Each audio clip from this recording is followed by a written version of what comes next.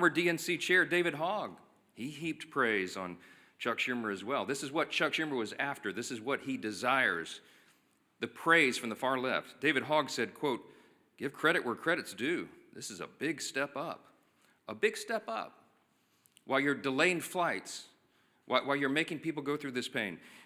The co-founder of the far-left group Indivisible said this yesterday publicly, quote, "Chuck Schumer hasn't surrendered yet. I call that progress."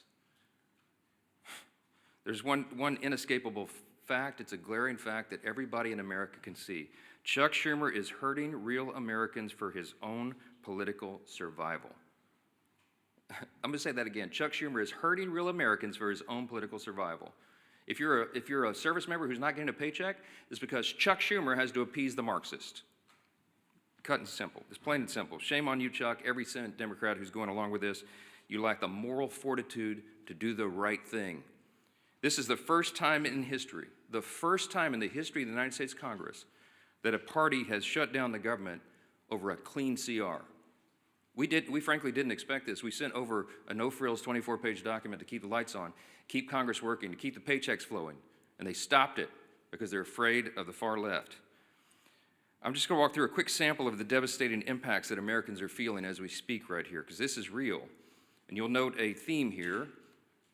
A lot of these are blue states where their Senate Democrats are over here keeping the government closed. In California, home of the nation's largest civilian workforce, more than 250,000 federal workers are now working without pay.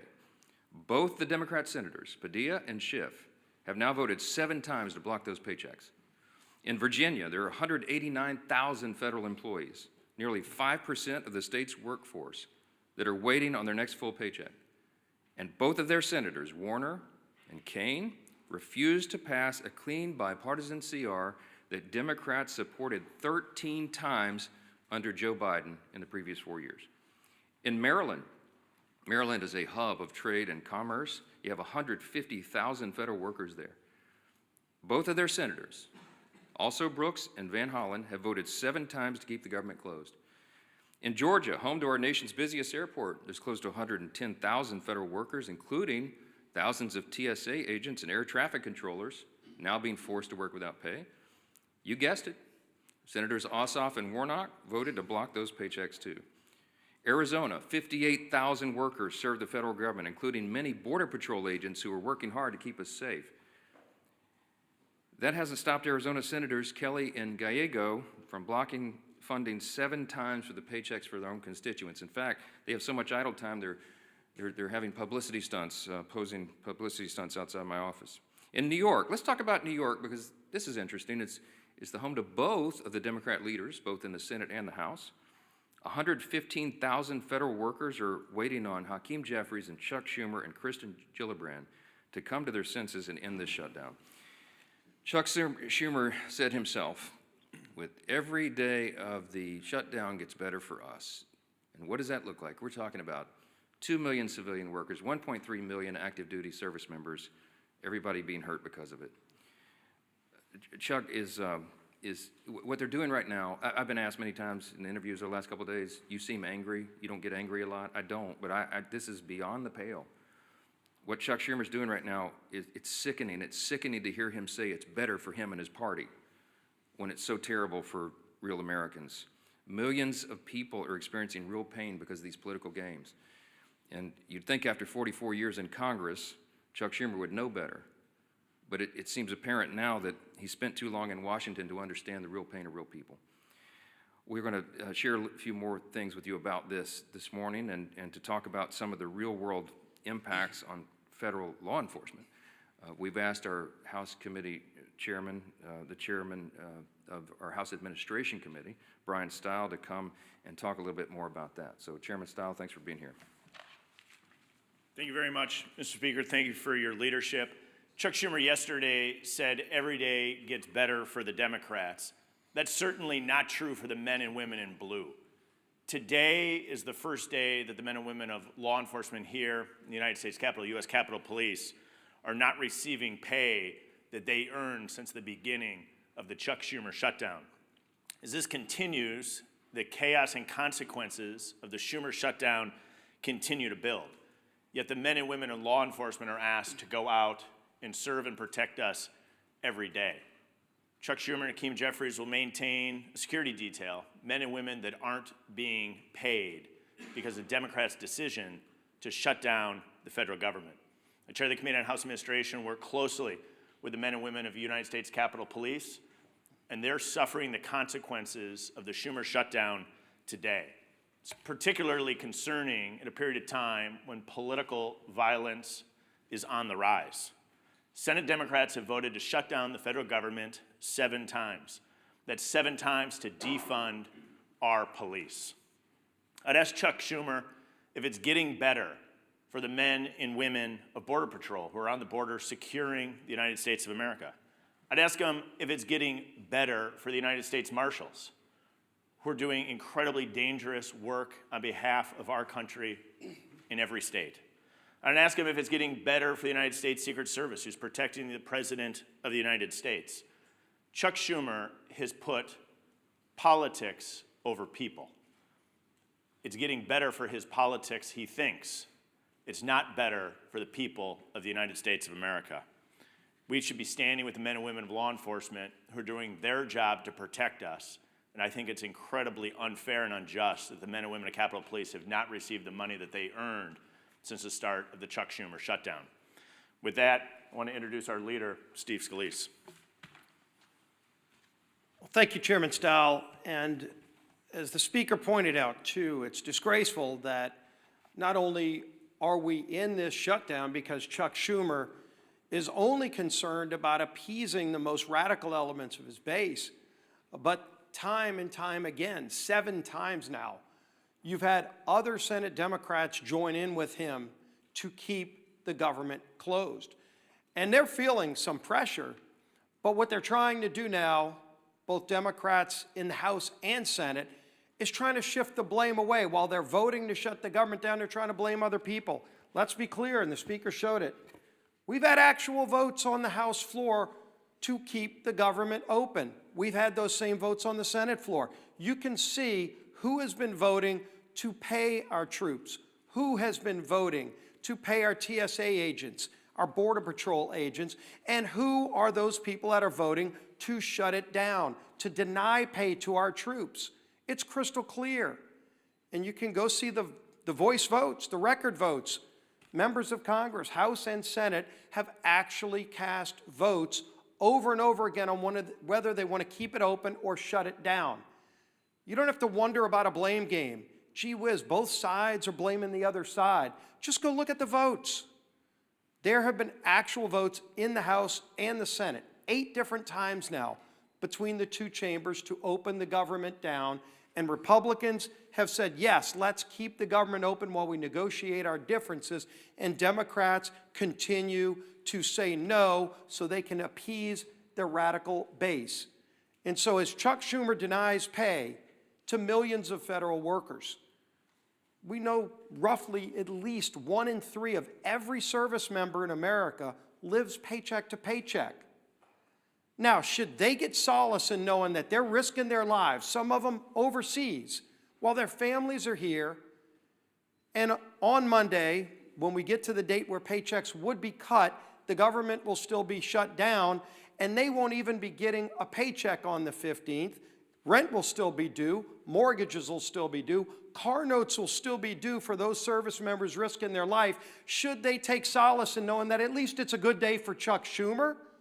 At least Chuck Schumer feels like the shutdown's working good for Schumer. That's not going to give solace to any of those families. Instead, it actually increases the anger of the families all across America who are seeing the real cost of this shutdown. They know who's voting to shut the government down, but now they're feeling direct pain. And the only thing they hear from Democrat leaders that keep voting no is, oh, it's a good day for us because the far left is patting us on the back. Do they really need a participation trophy to feel good about themselves while they inflict pain on millions of people? It's disgraceful. And as the Speaker pointed out this morning, one of the other things that's being reported now is that one of the dates it looks like they're holding the government hostage over is the 18th of the month, where they're having this Hate America rally in Washington. And Democrats want to keep the government shut down to show all of those people that are going to come here and express their hatred towards this country that they're fighting President Trump, that they're keeping the government closed as if it's something to be proud of. They ought to be ashamed. If they had any shame, they would come back, they would open up the government, and then we can negotiate our differences, which are very, very large on a lot of these issues. But in the meantime, we all know who's doing this. The votes are crystal clear. The public can go see who's voting to keep the government open, who's voting to shut it down. Chuck Schumer and his Democrat colleagues who are doing this need to look themselves in the mirror and start working for the American people instead of being so concerned about appeasing their far left radical base. With that, our whip, Tom Emmer.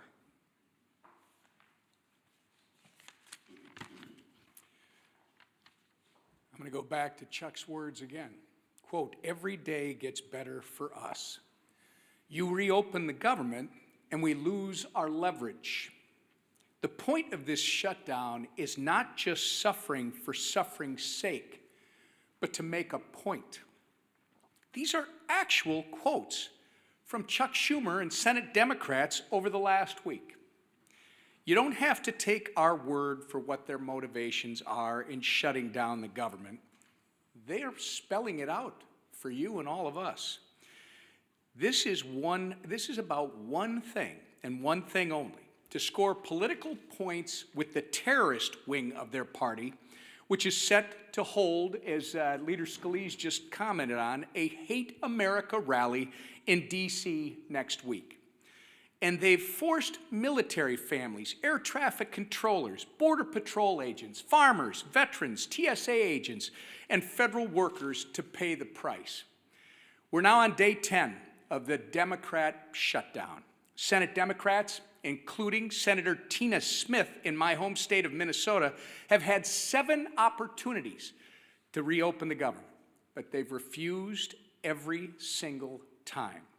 Consequently, Americans across the country are experiencing flight delays. In a matter of mere days, 11,000 Minnesota National Guardsmen won't get paid. Federal workers are being forced to figure out how they're going to put food on the table for their families, just so the Democrats can maintain their leverage to make a point. It's despicable, it's disgusting, and it should be disqualifying. With election season right around the corner, I hope every single American is taking note. Republicans have done our job. Democrats, on the other hand, are only here to play politics, and they're willing to hang their constituents out to dry to do it. And with that, I'll turn it back to our speaker. Thank you, Whip Emmer. Take a few questions this morning. Yeah, Jagley. I know your position about saying it was on the Senate. They have to take our bill that would reopen the government. But haven't the circumstances changed? And because there's a dire emergency, as Mr. Stile talks about the Capitol Police, you all talked about the military, to say we should do something different here. We're still going to apply our pressure on the Senate, but if you're in the middle of a ball game and the strategy changes, you're behind, or somebody gets hurt or something like that, the coach calls in different play. Why not call in a different play right now? Well, the ball game analogy doesn't fit here because we weren't playing a game. We sent over a clean CR, and I've explained this many times. If there was some Republican priority or poison pill or gimmick or trick or something that I could pull off the CR in order to negotiate with Democrats, I would have already done it. It's not there. When I say we're operating in good faith, I mean it. We sent over a totally clean measure that they had already voted for before. In fact, that Chuck Schumer gave impassioned speeches as recently as March of this year. The same instrument, the same one that he said was the right thing to do and that it must be done so Americans don't feel harm. He said that earlier this year. So we sent him the same instrument, hoping, of course, believing that they would do what has always been done here and pass a clean CR. And they didn't. So I don't have anything to negotiate. There's nothing more for me to do. I literally don't have a card that I can take off the deck because we did it all in good faith. They're the ones politicizing this. They're trying to play a game. We're not engaging in a game. We're trying to get the government open again so that people can be served, and it's plain and simple. Yes, sir. To Chad's question, though, hasn't the state of play changed here, though? Isn't it perhaps the responsible thing to do to pass some kind of legislation to pay troops, to pay federal? We did that. We passed the bill. We have voted 8 times. Republicans have voted 8 times to pay the troops, to pay the civilian workforce, to pay TSA agents, Border Patrol, air traffic controllers, and all the rest. We've done it. The Democrats have voted no every time. There is no other instrument to do it. It's called a CR to keep the lights on and the doors open so that Congress can do its work, so that, as the leader Scalise said, so that we can do all the rest of the negotiation and deliberation on all these other issues.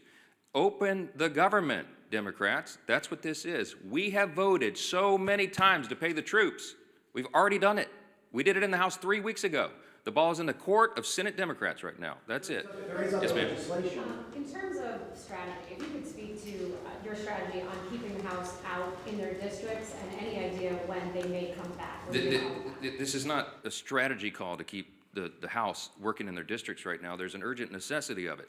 We had a conference call yesterday with House Republicans. They're fanned out across the country. They're in their districts trying to help their constituents because so many of them are now struggling because of the Democrats' games. So they're helping, for example, rural hospitals to access the funds that we got signed into law July 4th, $50 billion rural hospital fund, so they can provide for health care for their constituents. They need to know how to navigate that before Chuck Schumer and the Democrats try to take it away. Their counterproposal CR would spend $1.5 trillion and take away the $50 billion that we passed into law just on July 4th, signed into law by President Trump, to prop up rural hospitals. Who cares about health care here? Okay, our members are out working diligently in their districts, serving their constituents right now. We will come back here and get back to legislative session as soon as the Senate Democrats turn the lights back on. That's the fact. That's where we are. Yes, ma'am.